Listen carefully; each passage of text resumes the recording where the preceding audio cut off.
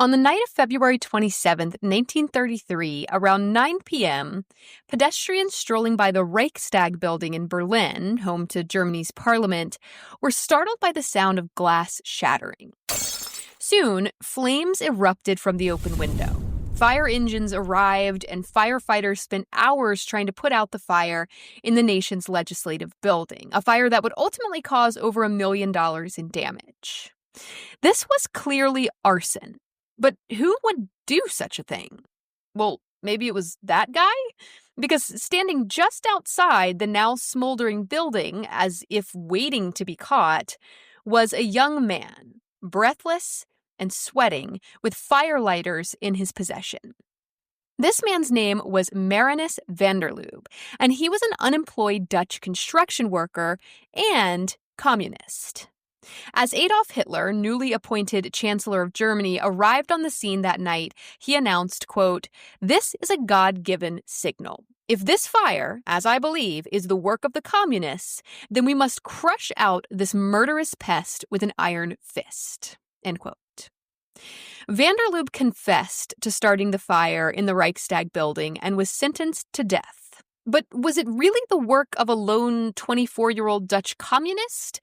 Or was there someone else possibly involved who had a lot to gain from stirring up panic and distrust? Let's fix that.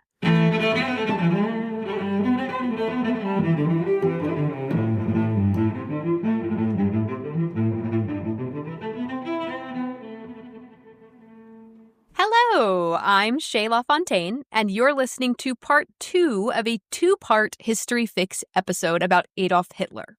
So if you missed part 1, go back now and listen to that first. In that episode, I talked about Hitler's childhood, his failure to realize his life's dream of becoming an artist, his time spent fighting for Germany in World War I, his involvement in the Nazi Party, and his unlikely appointment as Chancellor of Germany after a crushing political defeat. I left off right where this episode picked up with the burning of the Reichstag building in Berlin, which was super significant. It was the literal spark that catapulted Hitler to supreme leader, dictator of Germany, just a couple years after losing a presidential election by over 6 million votes. As I said in the opener, this arson at the Reichstag building was pinned on a suspected Dutch communist rebel, some guy, right? It's his fault. He's trying to take down the government. Get him. And he actually confessed to starting the fire, of course. Now, later evidence suggests that it may have actually been the Nazis themselves who set the Reichstag building on fire. Duh. And pinned it on the Dutch guy. Now, why would they do that? Because remember, they rise up by stirring up fear and panic and paranoia. This was a problem. A Dutch communist had set their government building on fire. This was out of control. This was an emergency. The people were out of control, and desperate times call for desperate measures. The National World War II Museum explains, quote, "Hitler used this episode to convince President Hindenburg to declare an emergency decree suspending many civil liberties throughout Germany, including freedom of the press, freedom of expression, and the right to hold public assemblies. The police were authorized to detain citizens without cause, and the authority usually exercised by regional governments became subject to control by Hitler's national regime. Almost immediately, Hitler began dismantling Germany's democratic institutions and imprisoning or murdering his chief opponents. When Hindenburg died the following year, Hitler took the titles of Führer, Chancellor, and Commander-in-Chief of the Army. He expanded the army tremendously, reintroduced conscription, and began developing a new air force, all violations of the Treaty of Versailles." End quote. And just like that, the man takes complete control of a government that should have been protected by checks and balances. This emergency decree was called the Reichstag Fire Decree, and it suspended most civil liberties in an attempt to keep communists from rising up and destroying the country, like van der Lubbe had supposedly tried to do. And I feel like this is a combo of fear and panic and paranoia. The people are out of control. We have to crack down. Here, pass this decree, using all of that to his advantage. And also just, I don't know, maybe an 86-year-old man shouldn't be president. I know Hindenburg was a war hero and all, but dude was slipping at this point. He hated Hitler. Maybe listen to those instincts. Don't make him chancellor. The Reichstag Fire decree suspending civil liberties. How about no, Hindenburg? I mean, would a younger Hindenburg have made better decisions? I don't know. But later, after Hindenburg died, Hitler passed the Enabling Act, and it sort of rode on the coattails of the Reichstag Fire decree and essentially gave full power to Hitler as dictator of Germany, combining the roles of president and chancellor and basically removing all checks and balances. Because once you do away with civil liberties, no freedom of speech, no right to assemble, no free press, police can arrest people without cause, without a trial. At that point, there's not a whole lot people can do to stop you. Your path has been cleared. So Hitler is now supreme leader of Germany. Only took him 53 days after becoming chancellor to pull this off, to completely destroy and rework the government from the inside, allowing for something like this to happen. On June 29th, 1934, Ish gets real, and his true colors start to show a little. So this will become known as the Night of the Long Knives, very Game of Thrones sounding. But on this night, Hitler had a bunch of people killed. So that included many of his old cronies, like Ernst Röhm, former Chancellor Kurt von Schleicher, other now problematic members of his own party, and a bunch of the SA, those Nazi stormtroopers, brown shirts, the guys who came before the SS. He has the SS now. The SA is just in the way. They gotta go. So he's massacring all these people. 85 people definitely died this night, but estimates reach up into like the 700 to 1,000 people killed range. His own people. And so this just goes to show, how willing he is to backstab his own allies. These are people who helped him gain power. And now that he has it, he doesn't need them. And really, they're just liabilities. So they got to go. In September of 1935, Hitler passed the Nuremberg Laws, which stripped German Jews of their citizenship and made it illegal for Jewish people to marry or have relations with people of, quote, German or related blood. This is also when the Nazis started burning books, forcing newspapers out of business, using radio and movies to push anti-Semitic propaganda, and forcing German teachers to join the Nazi Party. Yes, when they start pushing their agenda on the teachers, you should be very worried. This is an attempt to groom the youth from an early age into supporting their cause. This is when the Geheime Staatspolizei, or Gestapo, emerges as well as like a branch of the SS, the secret state police. But up until now, to the rest of the world, they're being all non-aggressive and saying that they're all about maintaining peace and disarmament. But really, I mean, the ultimate plan is world domination. So despite what they're saying, despite this front that they're putting up to everybody else, they're shoring up their military and preparing to expand their empire. In March of 1936, Germany takes Austria, annexes Austria. It's now part of Germany. This was a dream Hitler had since he was a child, right? Born in Austria, wanna be German. Well, now Austrians are German. He's playing out a childhood fantasy here. And then he goes after Czechoslovakia. And meanwhile, the British and French prime ministers are like side-eyeing what's happening. All of this is in direct violation of the Treaty of Versailles. They're like, what is this guy doing? But they don't want to get involved. They can't get involved. They are still licking their wounds after World War I. No one wants another war. And so they just sit idly by while he takes part of Czechoslovakia and while he forms an alliance with Italy. In 1939, he signs a non-aggression pact with the Soviet Union. Now, he ultimately wants to take over the Soviet Union. That's all part of the plan. But for now, he's all, we won't hurt you if you don't hurt us, right? They don't need to know about his future plans to take over their country. They signed this non-aggression pact. That same year, he invades Poland, takes Poland. And this is the final straw for Great Britain and France. They can't ignore this any longer, and they declare war on Germany. This is the start of World War II.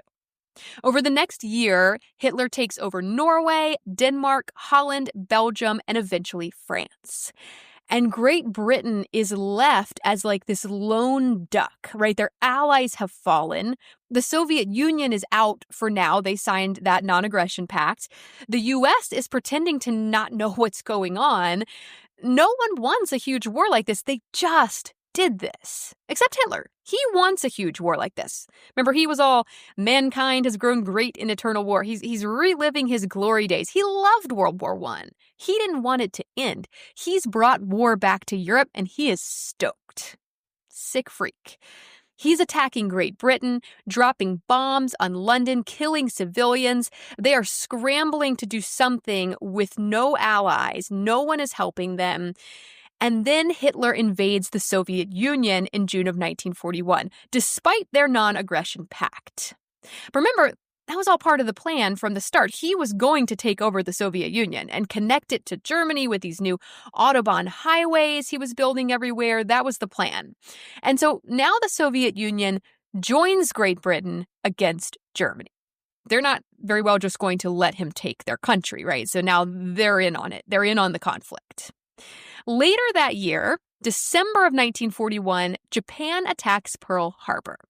The U.S. declares war on Japan, which prompts Germany to declare war on the U.S. per the terms of their alliance with Japan.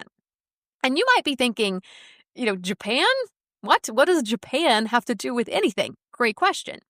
Apparently, they shared a common opposition to communism and desire for territorial expansion. Yeah, still doesn't make much sense to me either, but Japan had joined the Germany-Italy alliance back in 1940. And so they attacked the U.S. in 1941, which was so stupid. They were apparently trying to cripple the U.S. naval fleet in the Pacific so that the U.S. wouldn't interfere with their territory expansion plans in Asia. Which, who cares? Y'all do what you want over there. We weren't messing with anybody until now. Now we're going to mess with you.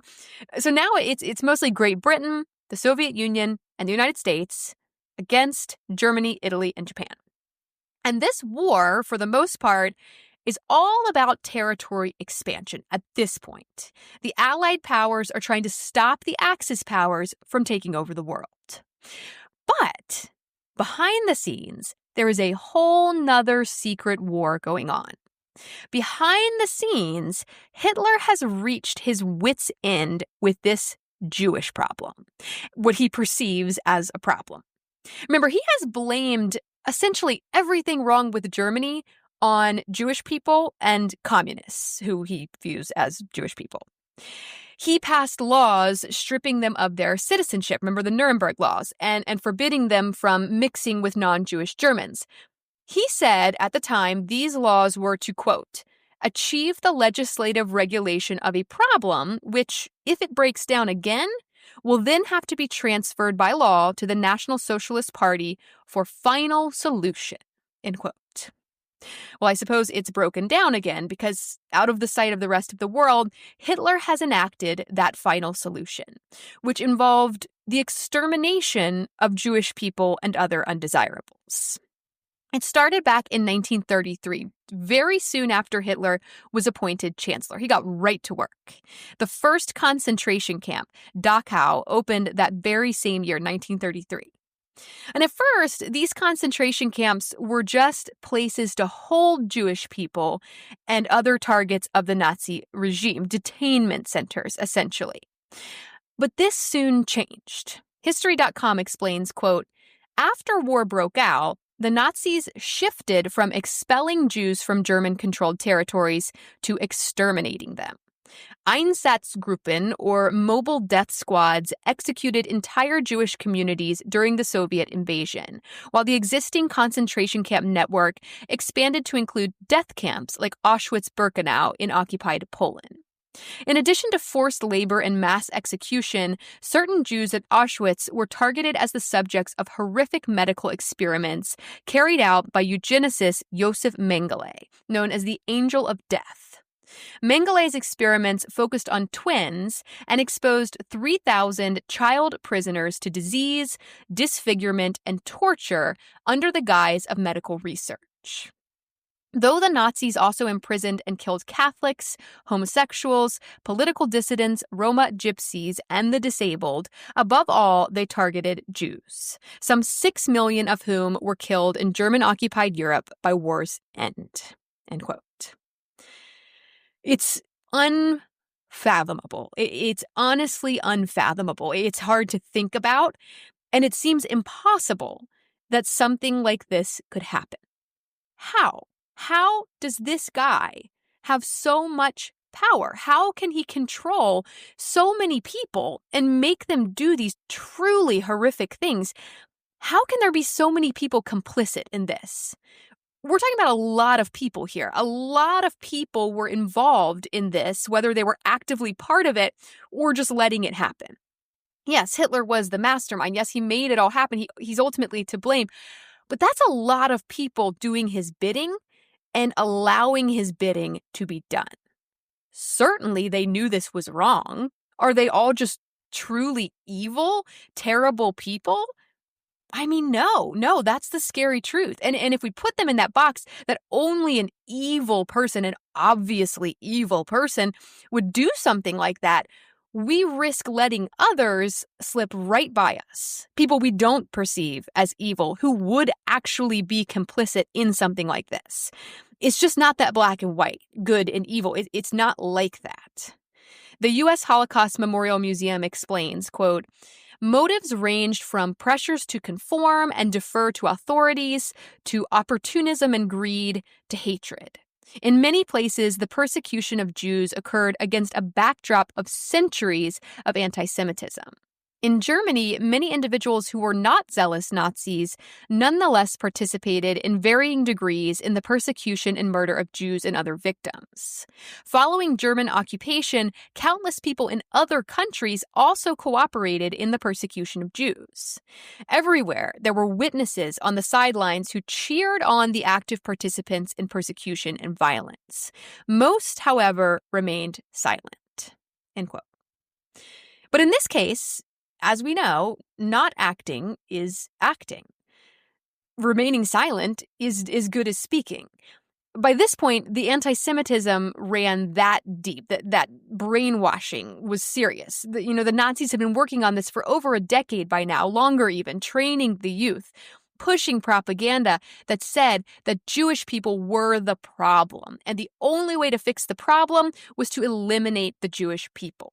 And so for a lot of these people involved in the Holocaust, as unfathomable as it may be to us on the outside of it, they think they're doing the right thing. They are that misguided. Hitler has infiltrated their minds that completely. And we know this is possible. This is cult mentality. Hitler was a cult leader, and his cult was far-reaching. This is Jim Jones, forcing people to drink cyanide-laced punch. It's the same thing. And for those not actively participating, not actively involved in rounding up and murdering Jewish people, the ones who aren't drinking the punch, well, they have a lot of reasons to stay silent and to stay out of it. The Holocaust Memorial Museum writes, quote, varying motivations influenced responses to the persecution of Jews and created a climate of passivity or apathy. Motivations range from belief in Nazi ideology to fear to self-interest. For example, Nazi propaganda efforts heightened long-standing anti-Semitic prejudices and led many people to view the Jews as alien. The Nazis were also in near total control of public space. Government censorship prevented dissenting voices from being heard, and few Germans had the courage to speak out publicly against the persecution of Jews. They were aware of the risk that outspoken dissidents faced in a police state, where opponents of the regime could be arbitrarily arrested and imprisoned in concentration camps without trial. Pressures to defer to authority and obey laws and decrees were present even without the added intimidation by Nazi activists. Many people wanted to protect their jobs or advance their careers. Others did not want to swim against the tide by failing to conform to Nazi racist norms. Most cut off relations with Jewish friends and neighbors in public, if not in private. End quote. So by this time, Hitler had created a Germany that did not tolerate dissidents. You might realize this is wrong, what they're doing. A lot of people probably did. But what are you going to do about it? Are you going to go protest in the street? They'll just haul you off to a concentration camp too. Jewish or not, you're an enemy if you oppose their views and their mission. So to act would be to martyr yourself for the cause, and not everyone was willing to do that. Some people were. There are amazing stories of people who were willing to help Jewish people during the Holocaust, right? Hide them, feed them, transport them, help them escape. Truly, truly incredible, selfless, inspiring acts of bravery. But for the most part, that was not a risk that they were willing to take. And so they kept their heads down and they swam with the current. How do you stop an all-powerful dictator anyway? You stop him before he becomes all-powerful, and it was too late for that. But the Allied forces were trying. The war was in full swing over territory expansion. They don't even know about the final solution, the concentration camps and the mass executions. That information trickles out slowly, little by little. The Jewish Virtual Library explains how bits and pieces start to reach Allied forces. Quote, as early as March 1942, reports of a Nazi plan to murder all the Jews, including details on methods, numbers, and locations, reached Allied and neutral leaders. The first is believed to be a dispatch from the Chilean consul in Prague that was written in November 1941 and obtained by British and American intelligence in March 1942. Information also came from the underground Jewish Socialist Bund Party in the Warsaw Ghetto in May, Gerard Rainer's cable from Switzerland in August, the eyewitness account of Polish underground courier Jan Karski in November, and the eyewitness accounts of 69 Polish Jews who reached Palestine in a civilian prisoner exchange between Germany and Britain in November. End quote. So truly bits and pieces of what's really going on coming through, and not until 1942, 9 years after the first concentration camp was open at Dachau. The Jewish Virtual Library goes on, quote, on December 17th, 1942, the Allies issued a proclamation condemning the extermination of the Jewish people in Europe, which, why do we even have to publicly condemn that? That's insane. And declared that they would punish the perpetrators. Notwithstanding this, it remains unclear to what extent Allied and neutral leaders understood the full import of their information. The utter shock of senior Allied commanders who liberated camps at the end of the war may indicate that this understanding was not complete. End quote. Utter shock. When the war is finally over and they go to liberate those concentration camps, those death camps, no one knew the extent of it. They had no idea it was that bad. It was on that large of a scale. So let's talk about the end of the war, because we need a victory here. A major turning point came in June of 1944 with the Allied forces' invasion of Normandy, France, right? They storm the beaches at Normandy. They come in strong. They start liberating cities all over Europe, and they turn the tide of the whole war. And part of the reason they were successful at Normandy was because Hitler was asleep. When they arrived, he was sleeping. And no one was allowed to give orders but him, and everyone was afraid to wake him up. That's real. That's true. So they did nothing until it was too late. How silly is that? But it serves him right, Mr. All-Powerful, no one else can call the shots. Don't sleep then, dude. But by January 1945, clearly losing the war now, Hitler holes up in an underground bunker beneath Berlin while the Soviet Union closes in on the city. By April, it is clear that the Soviets are going to take Berlin, and that's it. They've lost. But rather than face defeat, like a man, own up to his vile actions and surrender, Hitler takes the easy way out. First, he marries Eva Braun, whom he's been romantically involved with but refusing to marry for around the last 11 years. They get married at midnight on April 29th in the bunker under Berlin. BBC writes, quote, "The next day, at a little after 3:30 p.m., they bit into thin glass vials of cyanide. Hitler then shot himself through the head. The man responsible for untold suffering, who had almost single-handedly brought the world to the very brink of destruction, was dead." End quote. History.com writes, quote, "With Soviet troops occupying Berlin, Germany surrendered unconditionally on all fronts on May 7, 1945, bringing the war in Europe to a close." End quote. But that sweet victory, that jubilation on the part of the Allies was, of course, dampened by the discoveries that awaited them. The utter shock upon liberating those concentration camps, those death camps, and seeing the extent of what this man had done. A shock I don't think we've come to terms with fully even today. Looking back and seeing the full extent of it, knowing what we know now, it's unthinkably horrible. But at the time, even when word of this mass execution starts trickling out, we don't want to believe it's true. There's an amount of denial there because we don't want to face that. We don't want to face reality. Denial is self-preservation. We're very good at convincing ourselves that everything is fine when it really, really isn't. It's survival instincts. So how does a monster like Adolf Hitler come to be? He forms slowly and gradually. He doesn't storm the Capitol, kill the leader, and take his place in a frantic coup, a putsch. The people don't rally behind that. He tried that sort of thing with the beer hall putsch, and it landed him in prison. No, a monster like Hitler infiltrates the system silently, like a poison creeping little by little through your veins. He gradually gains your trust, your support, by poisoning your mind with lies, by taking advantage of your fears and insecurities. He makes you afraid, and then he offers to defeat those things that scare you. He will be your protector. He will fix all of these things, all of these problems created by them. The others, the outsiders, the Jews and the Catholics and the homosexuals, these people who are not like us. They are the problem, and he is the solution. Hitler was a cult leader, and his control over cult members was so strong that they helped him do unthinkable things without batting an eye. And I often calm my own fears about another Hitler rising to power by being like, well, he was such a good public speaker.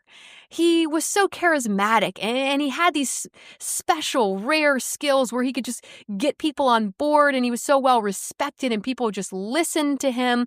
And, not many people can do that. Not many people have those successful cult leader skills and abilities. So what are the chances that another one is going to be able to achieve the sort of success that Hitler did? He was different. He was special. But come to find out, he really wasn't. Hitler was kind of a joke to a lot of people. He wasn't taken as seriously as I always thought he was, at least not by people who weren't in the cult. And that was a mistake that likely aided his cause. Timothy W. Ryback explains in another article for The Atlantic, quote, "Few public figures have provided as easy a target for ridicule and disparagement as Adolf Hitler. He was a high school dropout, a failed artist, and a frontline soldier who never made it beyond the rank of corporal. He was a rabid anti-Semite who did not himself possess the Aryan credentials he demanded of his followers. His father had changed the family name from Schicklgruber, but even the name Hitler was cause for ridicule. Hitler can be translated as man from the hut and appears in various iterations, all of which convey a sense of quaint southern rusticism. Even in Bavaria, where Hitler had launched his political career, he was more disdained than feared.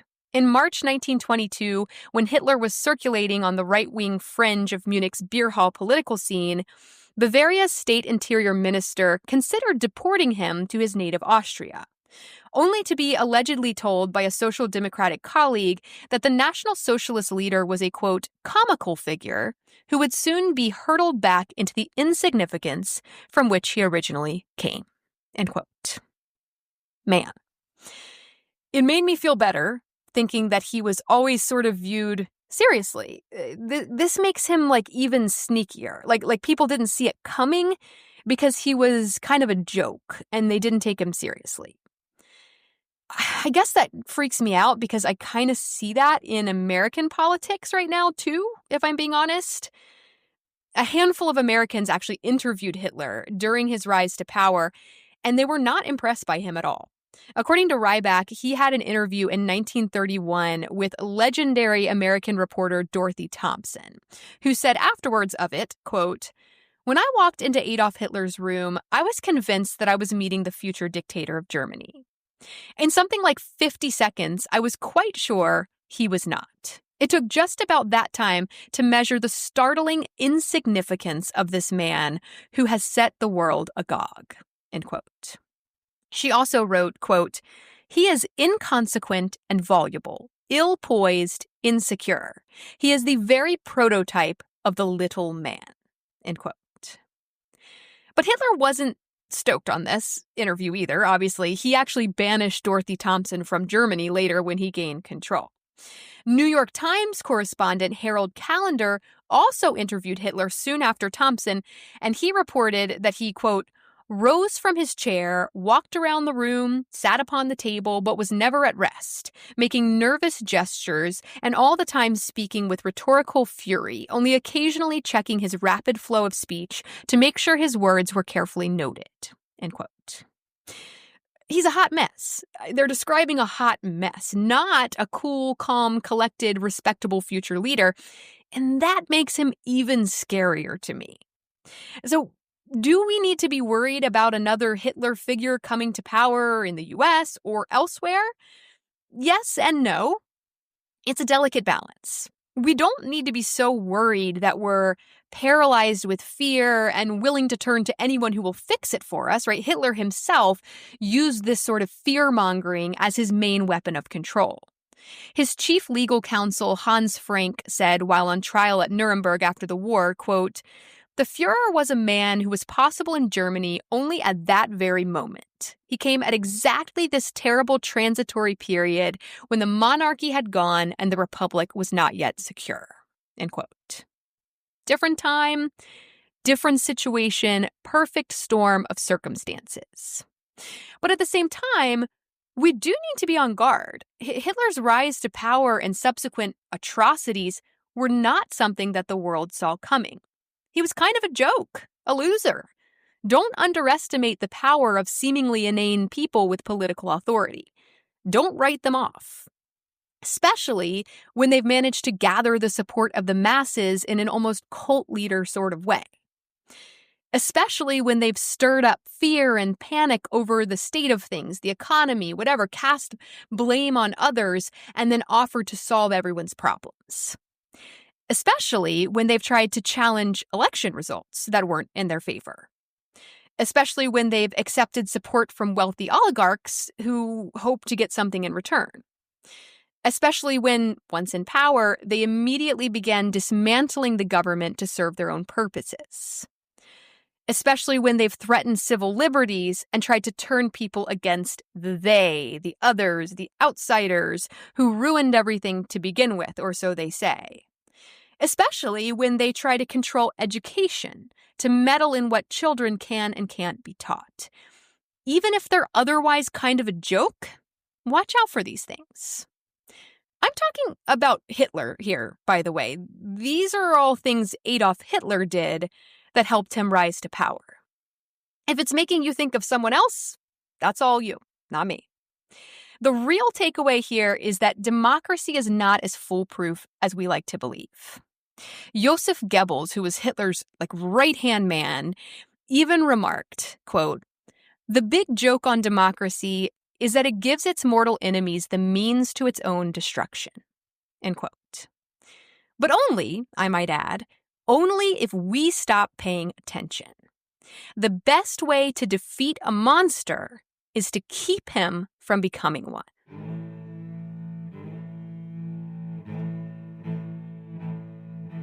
Thank you all so very much for listening to History Fix. I hope you found this story interesting and maybe you even learned something new. Be sure to follow my Instagram @HistoryFixPodcast to see some images that go along with this episode and to stay on top of new episodes as they drop. I'd also really appreciate it if you would rate and follow History Fix on whatever app you're using to listen and help me spread the word by telling a few friends about it. That'll make it much easier to get your next fix. Information used in this episode was sourced from The Atlantic, the National World War II Museum, History.com, BBC, Time Magazine, The Conversation, History Extra, The Globalist, Vanity Fair, the Jewish Virtual Library, the U.S. Holocaust Memorial Museum Holocaust Encyclopedia, Smithsonian Magazine, and Wikipedia. As always, links to these sources can be found in the show notes.